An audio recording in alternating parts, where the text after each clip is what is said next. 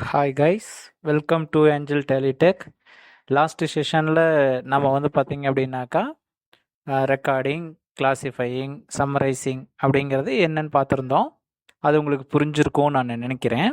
இன்றைக்கி நம்ம அந்த ப்ராசஸில் ரெக்கார்டிங் அப்படிங்கிறது என்ன அப்படின்னு நம்ம பார்க்கலாம். What is that recording? Recording அப்படிங்கிறது அது ஒன்றும் இல்லை. இப்போது வந்து பார்த்திங்க அப்படின்னாக்கா ஒரு பிஸ்னஸில் நடக்கக்கூடிய டிரான்சாக்ஷன்ஸை தான் நாம் வந்து என்ன சொல்கிறோம் அப்படின்னா ரெக்கார்டிங் சொல்கிறோம்.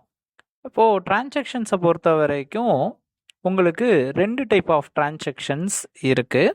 ஒன்று கேஷ் டிரான்சாக்ஷன், அனதர் ஒன் நான் கேஷ் டிரான்சாக்ஷன்ஸ்.